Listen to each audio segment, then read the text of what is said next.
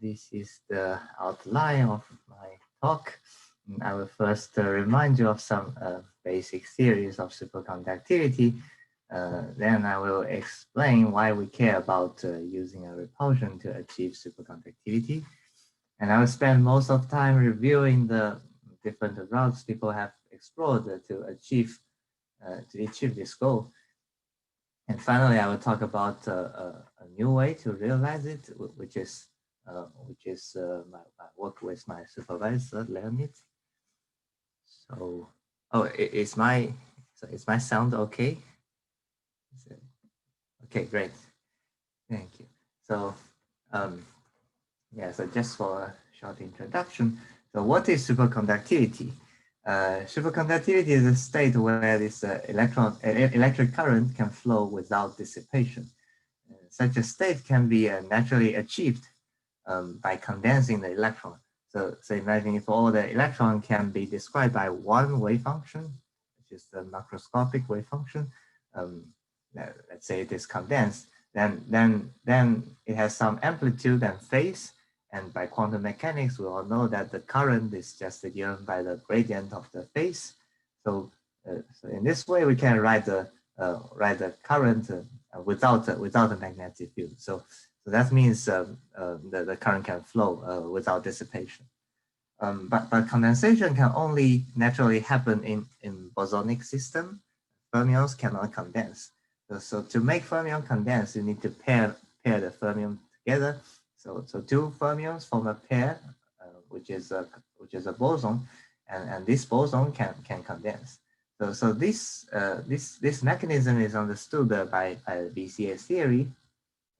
BCS points out that the electrons can form a Cooper pair due to the attraction. B, this effective attraction is realized by the electron-phonon interaction, namely the exchange of virtual phonon. So it's like one electron generates a phonon, and then this phonon is absorbed by another electron. So by this exchange of virtual phonon, you achieve an effective attraction. Of course, this is so this is not the only interaction in the system. There can be other interaction like the Coulomb interaction. But we usually say that this Coulomb interaction, since it's a repulsion, it tries to suppress the superconductivity. It's pair breaking interaction. So this is our conventional understanding of the superconductivity, of the role of repulsion in superconductivity. But since 1980s, there have been some discoveries of some unconventional superconducting systems, like the cuprates, ion-based superconductor, like ion pnictides, and also there's a long list of them, and there's also include the recently discovered twisted bilayer graphene. So these materials, people usually call them high TC superconductors, and this TC is might not be well understood within the BCS framework. So if you simply start with the electron phonon mechanism, you might not get such a strong superconductivity. Yeah, so but of course in TBG, in twisted bilayer graphene, this is still in debate. So some still think that this is a phonon-mediated mechanism. There are special phonons in this TBG, and yeah, but all these arguments might be questionable because of another feature I want to emphasize here, which is the super strong electron-electron repulsion. So the Coulomb interaction in those systems, especially TBG, is extremely strong. It is much stronger than even the bandwidth of this Maury flat band in twisted bilayer graphene. In cuprates, of course, you have all seen that this Harvard model, this Coulomb interaction would be like 10 to 20 times stronger than your hopping term, which is your bandwidth. So this Coulomb interaction is very strong. So the discovery of all this superconducting system with a strong Coulomb interaction kind of motivate us to reconsider the role of the Coulomb interaction in the superconductivity. So to start, let us just take a look at why usually people don't think the superconductivity can help the the repulsion can help the superconductivity. So to see that, we need to. Can I ask a question before you move on? Yeah, sure. So what is the effect of gating then? Because it affects the interaction a lot, right? So people must see an experiment a drastic difference in superconductivity and TBG, for example, if it's gated or not. Yeah. So Ali, there's a paper, right? They did experiments where you apply the gate, and yeah, I think from the experiment, it shows that this gate does not affect the superconductivity too much. But this only one experiment. But like generically, you would expect it to influence superconductivity a lot, right? Yeah, it depends on how which part of the interaction you affect by the gate. So the gate can at most hold at a distance like 10 nanometer. So it can only affect like the small momentum part of the Coulomb interaction, and it will not touch the large momentum part of the interaction. Actually, this is somewhat related to what I'm going to arrive at today. So there's some mechanism related to the high momentum, large momentum part and small momentum part of the interaction. So you will see that. I see. Yeah, I'll get maybe if I have time, I'll get back to this question later. Okay, thank you. Yeah, so here I just want to give a quick review of the BCS gap equation, because that will be very convenient for our discussion later. So to derive the BCS gap equation, you simply start from the BCS Hamiltonian, which is written here. You have the kinetic part and the interacting part. And now, assuming that you have a condensation formed in the system, then which means that you have an expectation value of CC in this equation. So then you can do this mean field approach, and you get this delta, which is just the V times the CC expectation, and integrate over dk prime. So this is your mean field Hamiltonian. And to deal with this mean field Hamiltonian, one way is to write it diagrammically. You can invent two vertices, which describe the last two terms. They are like the pair creation term, pair annihilation term, and the pair creation term. And with this vertex, you can easily see the self-consistency relation arises, because this delta. Suppose you have some condensate, and you have a pair creation here, and the pair creation will be renormalized by the interaction itself, and then this renormalized vertex would equal to the vertex itself, right? So on the left hand side is a delta k, on the right hand side it's the integral of vkk prime, this interaction, and this fk, which is my anomalous propagator. It's written in this form. So plugging this f into the equation and do the integrate over dk, you arrive at something like this. So here you do the approximation like you do in a textbook. You say that this vkk prime has ignore the dependence in k, it's just a constant interaction. And what's more, you ignore the dependence, the k dependence in the delta function. Okay. So from here you arrive at this equation. This is the gap equation, and from this you determine the value of gap. And you can see that if you cannot have a to realize to make the equation hold, you need to have a negative interaction in V. Right? So both the left and right are positive. Of course, the right hand side cannot be. This log is will break down if delta is too large. It cannot be as large as 2 omega d. So it's always much smaller than 2 omega d. So this V has to be negative in order to have a non-zero solution for the delta.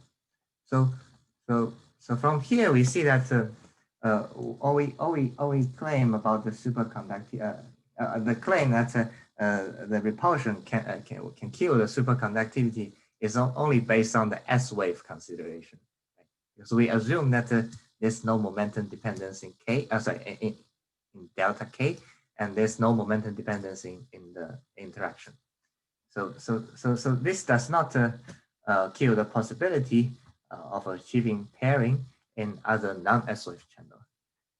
So yeah, now I can, sorry, now I should move on to the first mechanism I'm going to describe in this talk.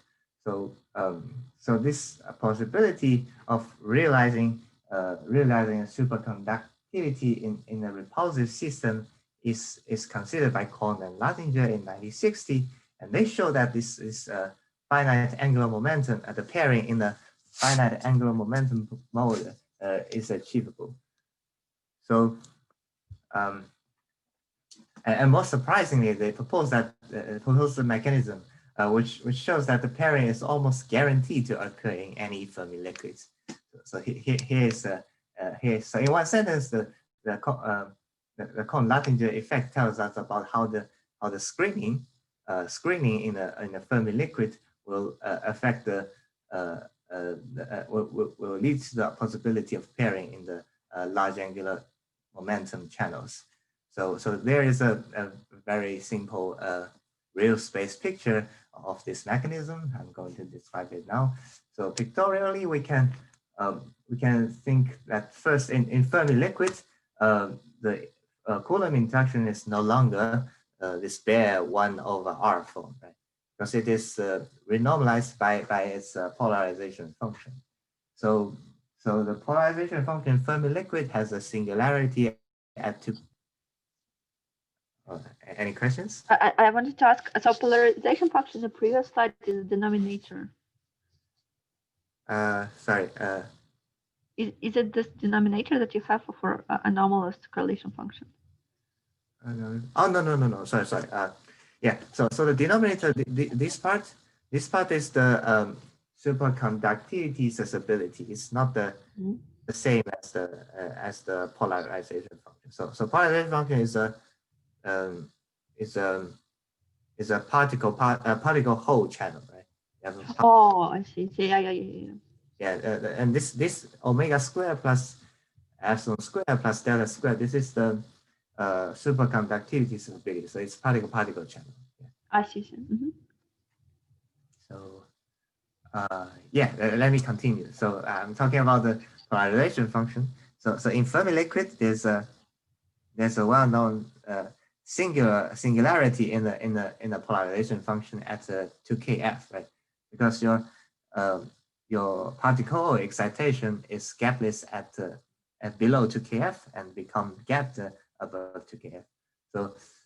So an outcome of this singularity is the well-known Friedel oscillation, which means that when you place an electric charge in the system and the effective potential it generates is no longer 1/r, it is instead an oscillatory form, like I shown in this figure in below. So from this potential, you immediately notice that there are some negative parts in the potential.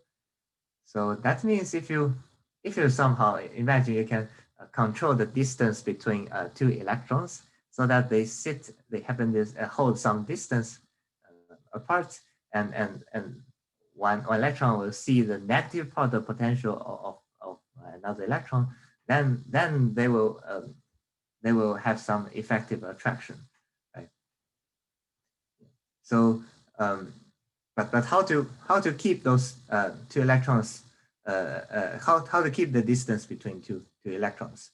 So I think one way is to a natural way is to let the electron to rotate around each other, right?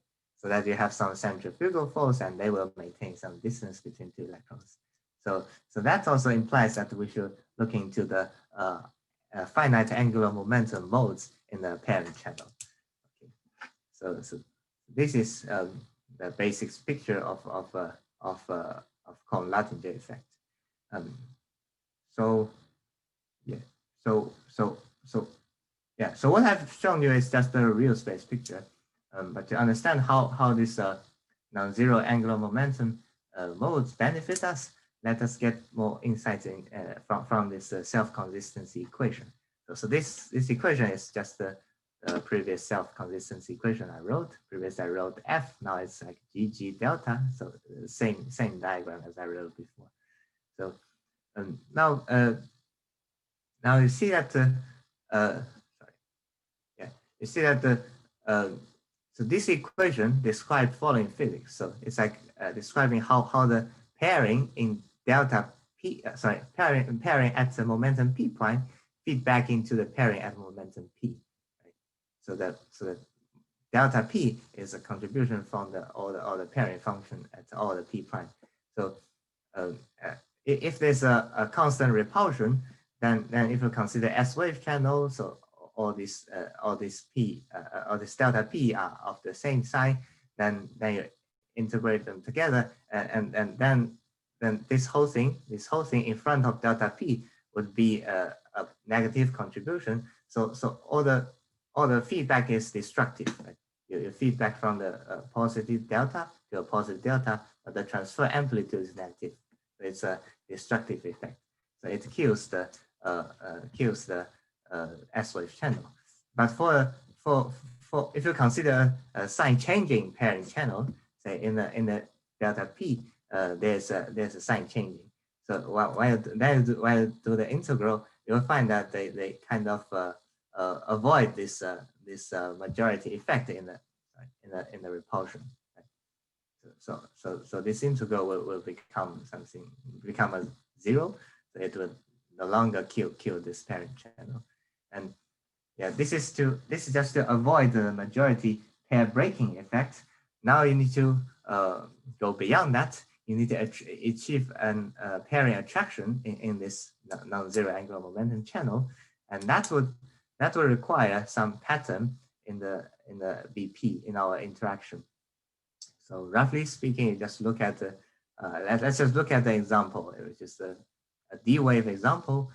So here in this picture, I just draw the profile of this delta P. The color represents its phase. Right? So red is positive and the blue is negative. So if you are considering how to realize a pairing in this channel, then you immediately find that, say, let's place the P in the red part and integrate P prime over the whole circle, and you'll find that when P prime is also in the positive part, it will give a destructive contribution. So the V0 and V2 PF, which is opposite to this P point, is a destructive part. But if your momentum is in the opposite sign part, and it will give you some constructive effect.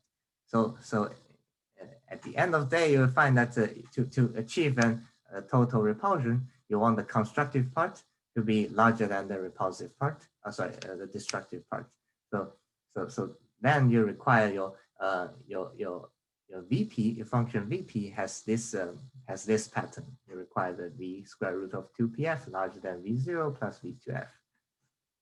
So you can generalize this picture to a larger angular momentum channel, and you will find that this larger angular momentum channel will see how this VP varies over a smaller momentum scale. So so connecting back to the singularity, the singularity means that the VP has a very rapid change over a very small momentum scale, right? So that means the large angular momentum pairing channel will benefit from the singularity part of the potential. So this is the understanding of the kohn-luttinger effect. So for completeness, I need to give you some more detail. So one thing I missed in previous discussion is that so if you look into all the processes that contribute at the same order, say the first order of fine structure constant or second order of fine structure constant, now you'll find that what comes into the effect is not only the attraction but also other two corrections. That's written on the right in this figure. So the panel A is the bare Coulomb repulsion, it's repulsive, and the panel B is the Coulomb repulsion dressed by the polarization bubble. So this is the screening effect we have been talking about. And this term would be some effective attraction because it's a screening of the repulsion. And the rest of two terms are also contributed at the same order. So for example, C is the vertex correction to the electron phonon vertex, and D is some cross diagram. So but interestingly, they are, so both of them are also the particle Hall contribution. If you do the integral in the loop, you will see that. So then since it's particle Hall contribution, its contribution to the singularity would be the same form as the polarization bubble, right? Because the particle contribution only diverges at 2kF. Right? So that's why we are only describing the screening, because the screening has represent all the correction to the other two diagrams. They have the same singular behavior. So with this in our mind, we can continue to solve this problem. Just start with the BCS equation and do the decompose into a different angular momentum, and then we see that so we arrive at something similar to the BCS gap equation, but here the effective coupling constant is dependent on the angular momentum. So the pairing, the effective interaction in each angular momentum channel is written in this form. And of course, it can be decomposed into two parts, which is, as we described in this figure, the first order part, which is repulsive, and the second order parts, which are attractive. So we just look at the second order part, and we find that you just need to integral over this polarization function, especially a singular part of the polarization function. If you do this integral, you will find that it is a power law decay for a large angular momentum, at least for odd angular momentum. In comparison, if you look at the first order pair breaking part, it decays much faster because to see this, you can just consider the example of say delta on-site interaction in the real space, and that means a constant interaction in the momentum space. So it will only give you the S wave, give you some finite contribution in S wave channel, but will immediately decay to zero when you go beyond the S wave. So yeah, as a result, your second order contribution always win over the first order contribution in large L limits. Right? So that is the claim of the kohn-luttinger effect, which says that you can always, in principle, always have some superconductivity due to the singular part in the polarization function at a large angular momentum channel. Yeah, but of course the value might not be very large. For example, I remember for L equals 2,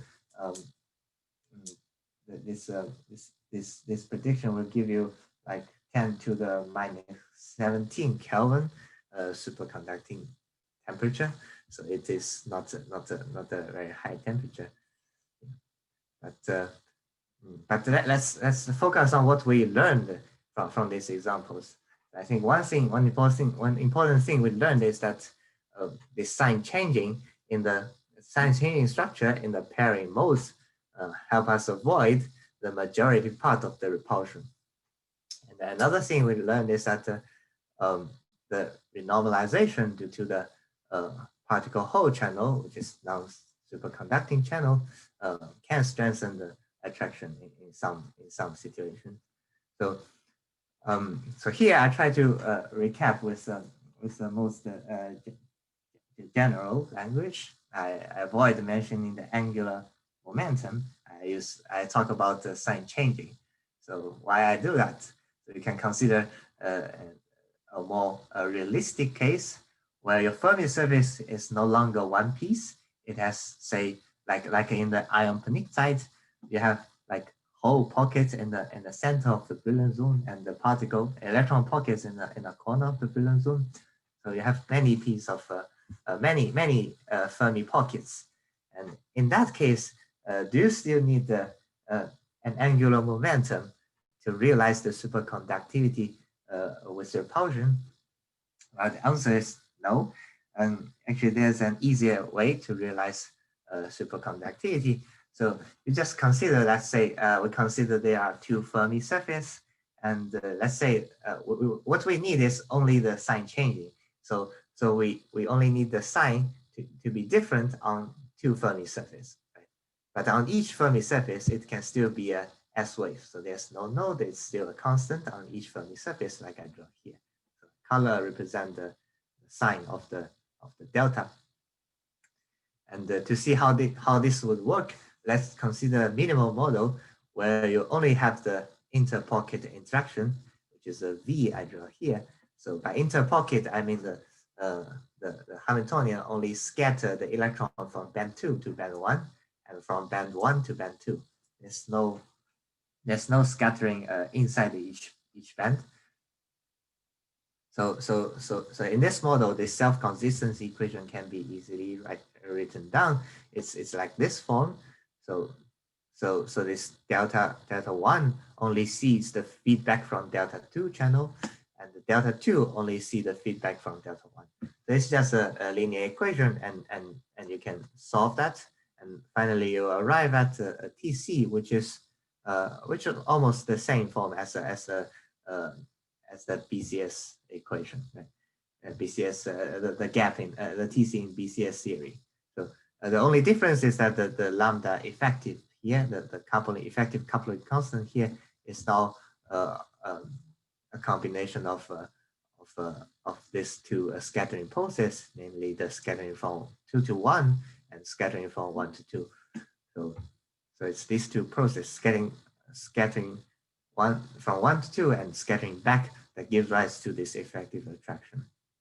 And you do see that this gap, when you solve this equation, you'll find that the gap is opposite sign into to channel, onto Fermi surface.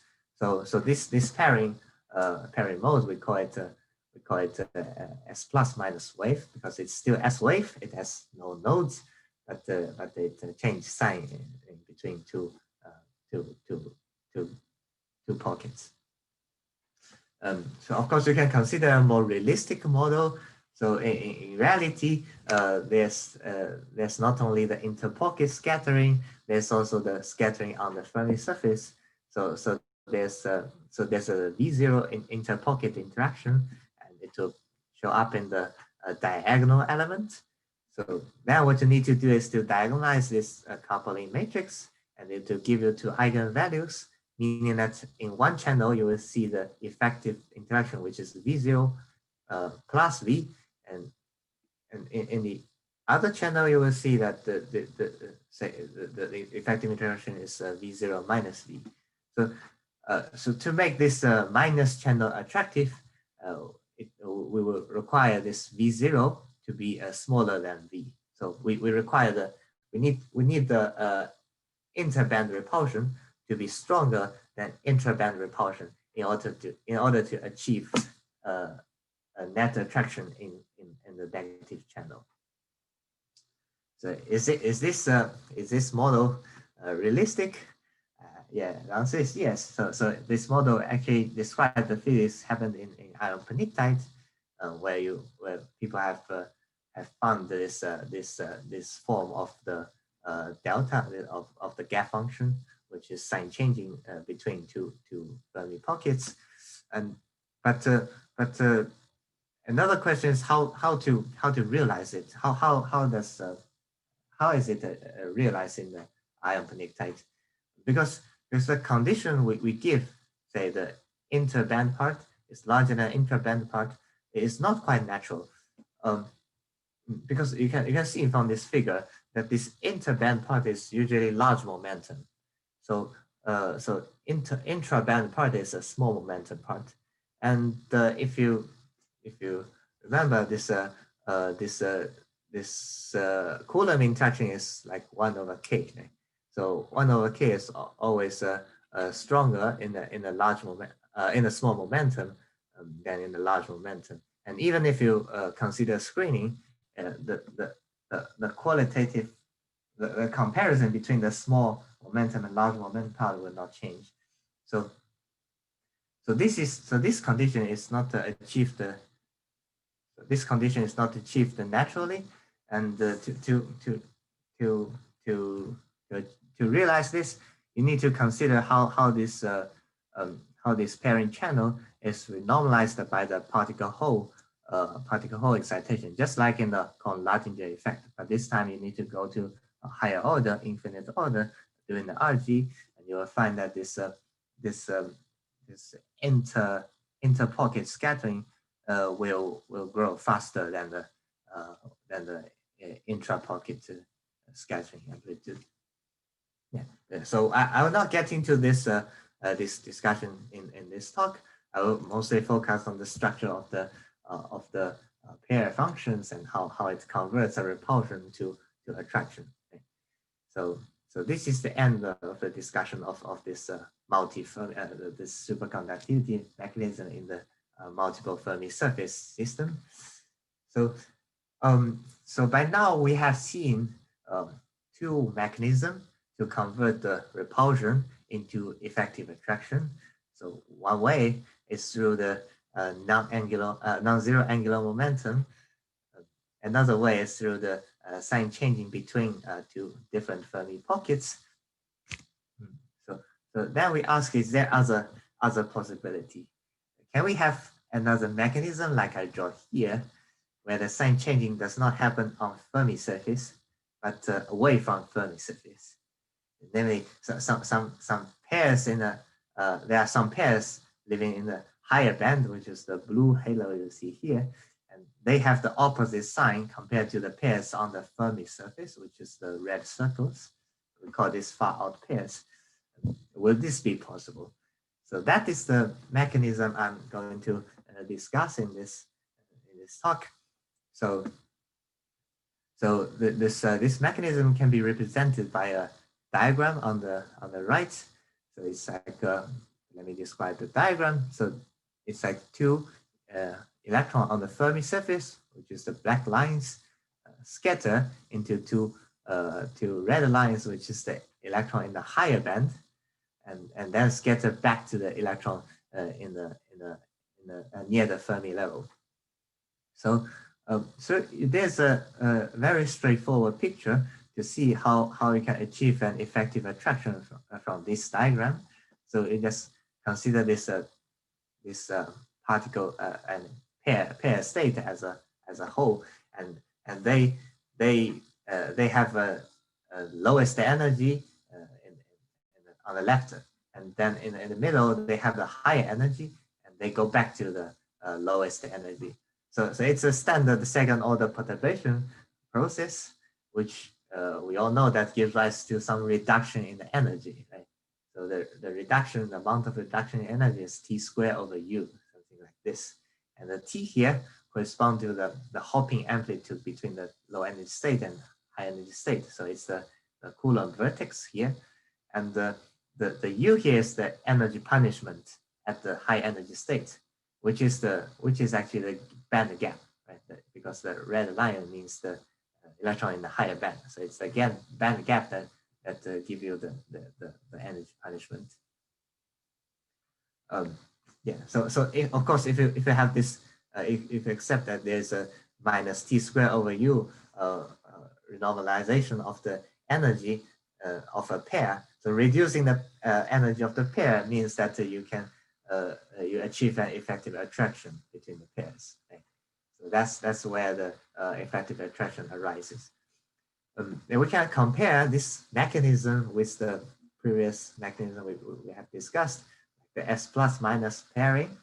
And we see that they describe a similar story of some pairs is assisted by the pairs on the pairs on the Fermi surface is assisted by the pairs elsewhere, and with a sign changing structure. Of course, you will see that here we also have some sign changing structure. But the difference I want to point out is that here the pair that assists the pairing on the Fermi surface is no longer near the Fermi level. Instead, they are far out. So as a result, it gives us some benefit and some price to pay. So the benefit is that the interaction between the this transition between the higher band and lower band pairs, they are protected from the standard Thomas Fermi screening, because the frequency difference between the two pairs are very large. It's away from the Fermi surface. It can be high energy. So if it's higher than the plasmonic frequency, then it would avoid all the screening due to the Fermi surface. And yeah, the disadvantage is that, as you see here, there's an energy punishment. So in the higher band, of course you pay this energy punishment, the large U. So what I will discuss below is that there is some system where this advantage is huge, and this disadvantage is acceptable. So to see that, let us to further convince you of this validity of this picture, T squared over U, let me consider a toy model where you have only two bands in the system. There's a conduction band, we call it band 1, and a higher band, band 2. So these black lines are describe the electrons in the band 1, and the red lines are the electrons in the band 2. So you can write down the gap equation, like here we have seen it before, and there the Vij is the intraband coupling, Coulomb vertex, and this vertex will take this form. Besides this Coulomb interaction, there's also a dependence on the wave function overlap, because you have those vertices which you need to consider overlap at these two ends. Right? So the overlap is written in this form, and yeah, and you can let us do some simplification. We just say that since we just want to consider the physics of this model, so we just use the simplest model. We just say that this ignore this overlap. Let's say that this overlap is just 1, so that Vij has no complicated factors like this, and also we assume that this Vq has the dependence on the Q is negligible. So we say that Vij is a constant, and it's a constant only determined by the band index. And we also assume that my band 2, this band 2 for these two electrons is very flat. So it's a constant energy, no dispersion. So in that way, in this whole problem, there's no momentum dependence. So my gap function I can also write it as only say represented by two numbers. So it only has a band index, I equals 1 and 2. And then you plug it back into this gap equation, and you get to this form. So this is your gap equation. So it's very similar to the gap equation we saw in the S plus minus wave discussion. But the difference is that now the Z1 here, Z1 here is the same. It is the pairing susceptibility on the Fermi surface. It is standard BCS form. This is the BCS log, and this Z2 would be different because it is lifted above the Fermi surface. So you don't have this BCS log. Instead, if you solve this, if you calculate this, you immediately see that it contains two things. In the numerator, it's the G0 square, which is the size of your Brillouin zone. So G0 is the reciprocal lattice vector, and the E2 here is the gap between 1 and 2. So this is just the energy punishment we talked about. So if you solve this equation, plugging this Z1, Z2 into this equation and solve that, you will get this familiar BCS form solution. And you see that what changes is the effective coupling constant, this G tilde. So previously it's just the coupling inside, conventionally it's just coupling inside the Fermi surface. Now, because you introduce another band, you introduce some renormalization, which is given in this form.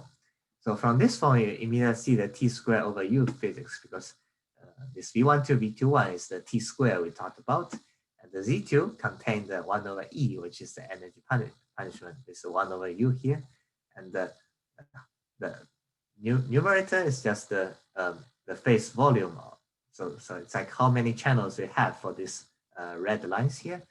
So this is exactly the second order perturbation picture. So here we have understood the picture. And now the remaining question is how to make this effect significant in how to make this effect significant and how to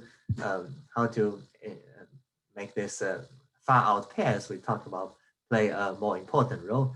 And this answering this question, we will it will lead us to connect it to some realistic systems. So we will see here that there are some we can summarize that there are some optimal conditions to achieve such a mechanism or to strengthen such mechanism. So first two are. I'm sorry. Sorry. Can I ask a really dumb question before you move on?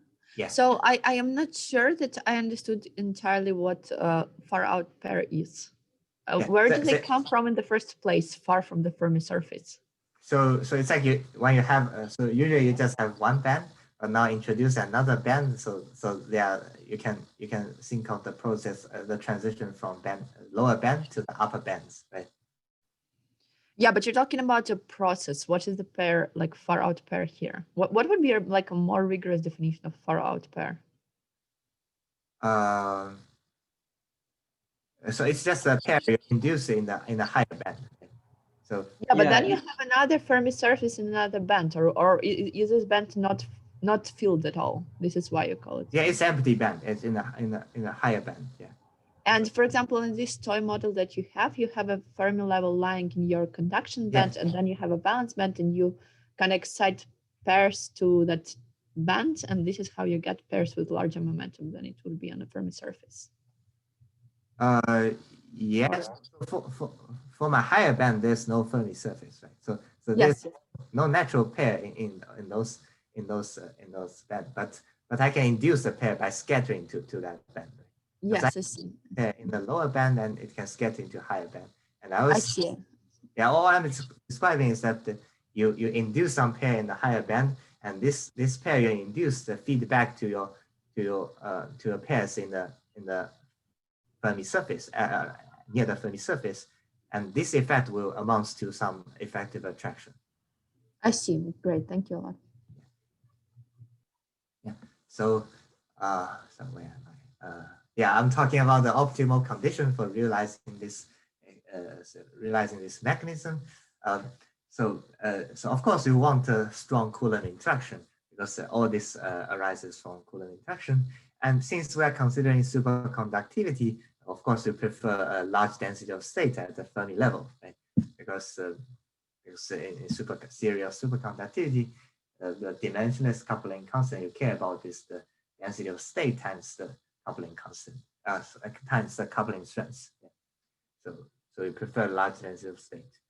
And there are other three conditions where you prefer one is that you prefer the strong interband interaction and the weak intraband interaction. So this can be seen from this equation.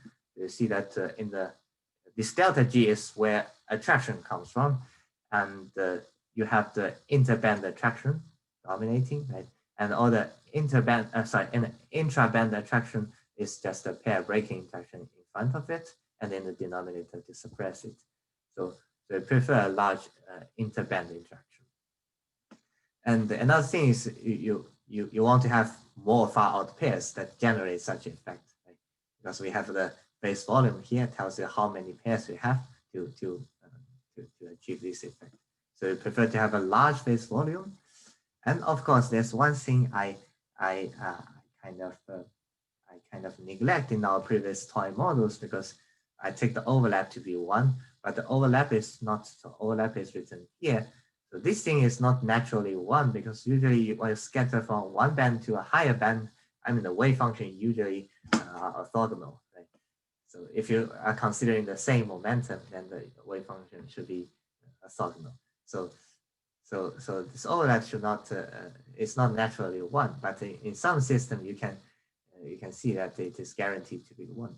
So let us consider the case of twisted bilayer graphene, because from these first two items in the list, the TBG apparently satisfied it, because it has a super strong Coulomb interaction and it has a super large density of state. The remaining things is that how about the rest? Are these all satisfied? So let's look at the twisted bilayer graphene band structure, and we'll see that the band structure would be very similar to the toy model we described before. So we can also view this band structure as a two-band system, where you have first you have a flat band, which is your the band 01 we discussed, the conduction band, where a Fermi surface lies. So you always place a Fermi surface in the Mori flat band. So this band has a width of 5 millielectron volts, and what is the second band? That's the main question. So the second band is actually huge. So the whole band, the whole phase space above the Fermi level. So we can call it a dispersive band. So this band just arises from the monolayer graphene's Dirac cone. Right? It's a linear dispersion band, because in the high energy, where you go high up in the energy, this effect of hybridization between two layers become less important. So you can approximately describe it by a linear band, like in the freestanding graphene. So this dispersive band, this huge band is our band 2 in our mechanism. So it extends all the way up to the 3 electron volts in a graphene band. So this apparently satisfies the large phase volume condition, right? This is what we talked about, what we want to see. So another thing is about the overlap. So the overlap is kind of guaranteed by the Diracness of this higher band I draw here, this super large Dirac band. Because you go around this Dirac band, your wave function will rotate like a spin. So that means the scattering between this vertex scatter from the lower band to upper band will always be order 1. So they have half of the chance to be like 1 and half of the chance to be like 0. So this amplitude will always be order 1. So this overlap condition is satisfied. Also, let's think about the interaction. So the interaction, we want the interband to be strong and the intraband interaction to be weak. So this is also satisfied in TBG, because if you look at the where is the plasmonic frequency that determines the frequency range where the screening effect operates, you'll find this plasmonic frequency is 10 millielectron volts roughly. So it's like sit between the flat band and the dispersive band. So that means all the scattering from the lower band to the higher band, which has a large frequency transfer, would be insensitive to the screening effect. So it is unscreened. So interband part is unscreened. But the pair breaking part of the interaction, which is the interaction scattering inside this mini band, this flat band, would be strongly screened. So how strong? Look at the number. You can see that this B11, which is my pair breaking interaction, is after you account for the screening, it is like 100 millielectron volts nanometer square. But for the interband process where you don't have the screening, it is like 10 times larger. At least near this at the small momentum part is like 10 times larger. But of course, it has a momentum dependence, so it will decay as 1 over Q at large momentum. Yeah, but the scale is like 10 times larger. So with this, we can conclude that all these conditions we described in our toy model are almost satisfied by the twisted bilayer graphene. So let us start to calculate how strong this effect is in the twisted bilayer graphene.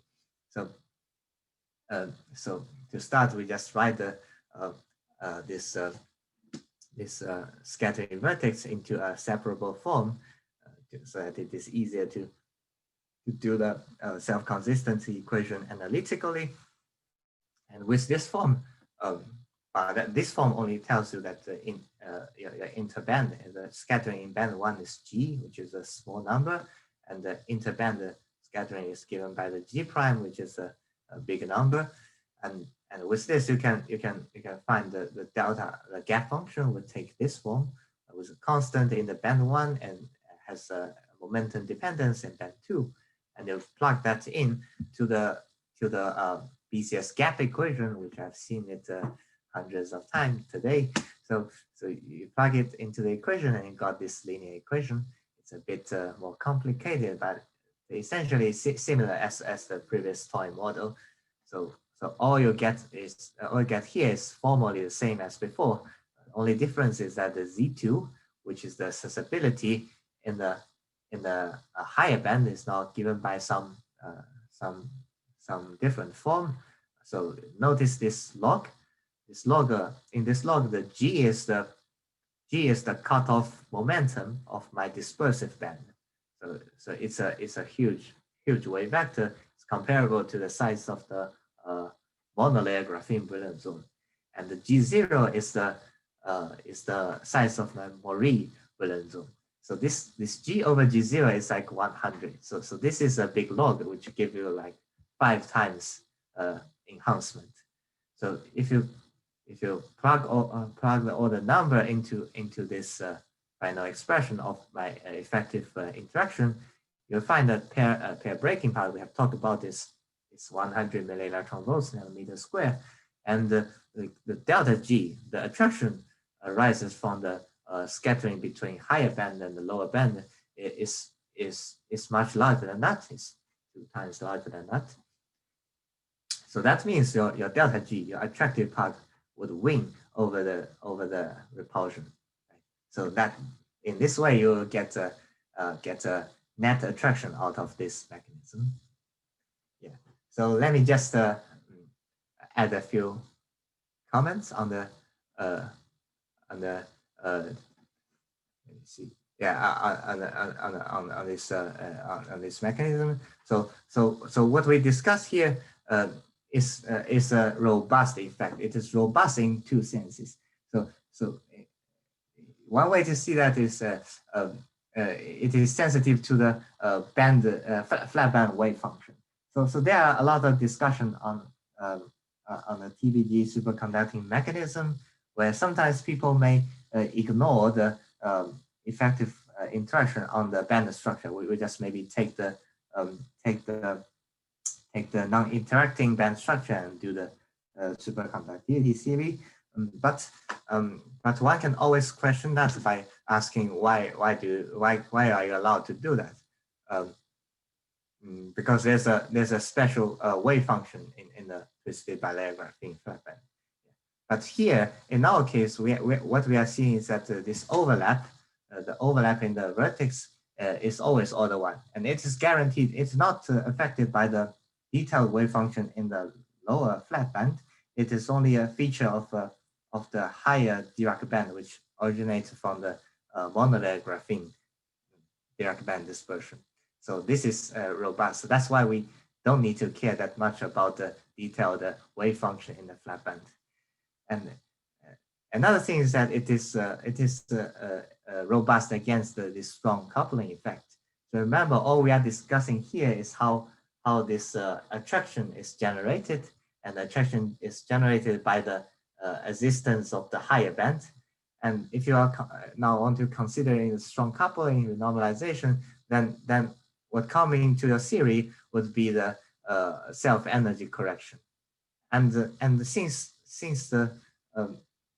all our effect arises from the higher band, this renormalization would be very small compared to the energy gap between the higher band and lower band. So that's why this self-energy correction would be negligible for our discussion. So with this, I would like to conclude. let's just summarize what we have talked about today. So we discussed what is the general way to achieve superconductivity and repulsive system. We see that it is not impossible to achieve superconductivity in those systems. What we need is only a sign changing structure in the pair wave function and some special patterns in the interaction. Yeah. And about the research we did, I did with my supervisor, I want to say that this mechanism might be relevant for the superconductivity and the twisted Ballet graphene. So that's all I want to talk about today. So let's see if there's any question.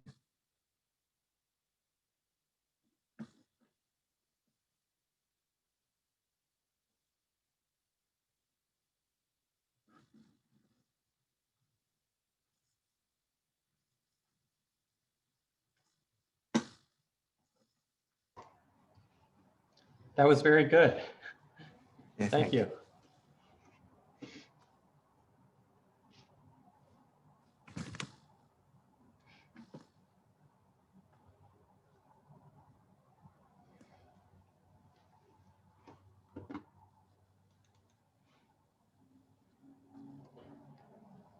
So do you did your calculation for flat band graphene? If I would consider some other kind of superconducting system, do you know by like how many orders of magnitude this would shift? Like I'm assuming that this mechanism won't work for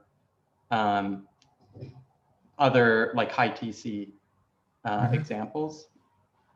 Do you know like how far off it would be? Yeah, you need a lot of there's a checklist you can look at. Right. Yeah, you can see that. Well, for 1 and 2, there are a lot of systems you can achieve this, and for 3, it's a bit harsh. You need to place a plus monic right between the pair you want to assist the pairing on Fermi level and above the Fermi level. So it's a bit harsh, and for the condition 4, it is harder, right? Because usually you don't consider scattering into a very high band, right? Right. So right. you need the phase volume to be large enough to compensate the energy punishment due to the bigger band gap between the high band and lower band. Yeah. So it is not so easy to realize, I think. Well, in principle, it exists, but yeah, might not lead to a very significant effect. And of course, from 5, you also see that this overlap is only guaranteed by the directness, by the special wave function. So usually, if you just for example, you can think of other more reband system which satisfy all these conditions except the 5. So you see that because they don't have the Dirac band, they have like in the HBN, they have that's a gapped Dirac band. So the wave function does not change much over the Brillouin zone. That means when you are doing the overlap between the lower band and higher band, they're most likely to be orthogonal. So this overlap can be very small for those systems. And my other question was, if we suppose we like there's a difference in energy between these bands, and so suppose that we hit the system, let's say with some X-rays or something like to try to help the electrons make that hop. Could we increase the size of this pairing mechanism relative to others? I think so. Sounds like so. Yeah. So, yeah. So maybe like if I think that this is the pairing mechanism, would that be able to give me a higher TC? Yeah, interesting. That's a good question. I don't know if you can generate the same transition amplitude of the same sign, like positive interaction does. So then I think it will do. It will give you a boost of superconductivity. Interesting. Hmm.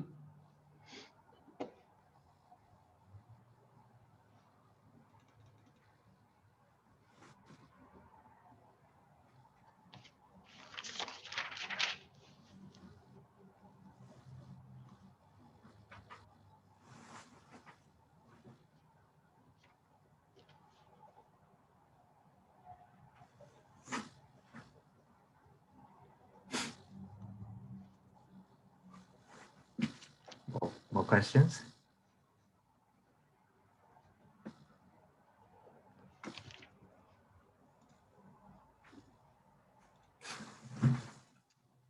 I don't know that I have any more questions, but I've been sharing a bunch of talks about non-S-wave superconductivity with this DRP like undergrad. So I'm gonna share your talk with her and see what she gets from it. Yeah. I think the introduction was very good. The discussion of the kohn-luttinger effect will be good for her.